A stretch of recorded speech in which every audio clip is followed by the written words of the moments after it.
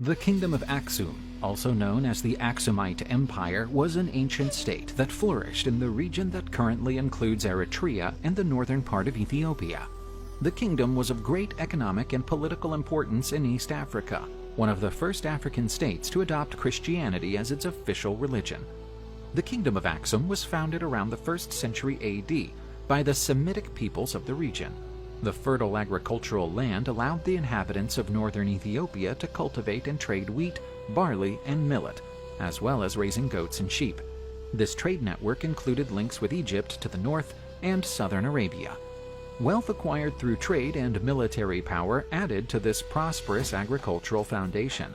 By the end of the 1st century, a single king came to replace a confederation of tribal chieftains, forging a united kingdom that would dominate the Ethiopian highlands for the next 6 centuries. The Kingdom of Aksum peaked between the 3rd and 6th centuries AD. The kingdom's location was strategic, as it stood at the crossroads of trade routes that connected the Red Sea to the Mediterranean and the Indian Ocean. This allowed Aksum to become an important trading center, exporting products such as ivory, gold, spices, incense, and even slaves. Traditionally, the Kingdom of Aksum was ruled by a king with vast political and religious power. The monarch was considered a direct descendant of the legendary King Solomon and the Queen of Sheba, which gave his rule a divine legitimacy. Besides the king, there was an aristocracy with great power and wealth, and a system of serfdom that allowed the rural population to work the land in exchange for protection and benefits. During the 4th century AD, the Nubians, who had previously formed the Kingdom of Kush with its capital at Meroe, attacked the Kingdom of Aksum. This dispute was over control of the regional ivory trade. The King of Aksum, Ezana I, responded to the attack with great military might, plundering the city of Meroe. The once powerful Nubia, now in serious decline and weakened, was promptly conquered and divided into 3 states: Faras, Dongola, and Soba. This collapse allowed the Kingdom of Aksum to dominate the entire region. One of the greatest achievements of the Kingdom of Aksum was the adoption of Christianity as the official religion in the 4th century AD. According to tradition, King Ezana I converted to Christianity after having a dream in which an angel gave him this command. The Christian conversion was a crucial factor in the kingdom's unification, as it now had a single religious identity, distinguishing itself from its Muslim neighbors. Christianity also brought new forms of art and architecture, such as the famous rock-hewn churches that are still a symbol of Ethiopia today.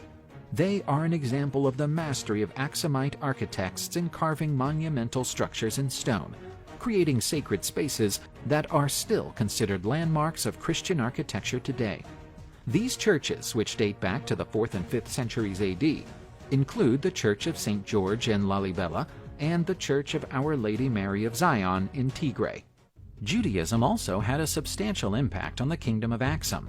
A group of people from the region, known as Beta Israel or Ethiopian Jews, adhered to the beliefs and practices set out in the Torah, the scroll that makes up the first 5 holy books of the Jewish religion.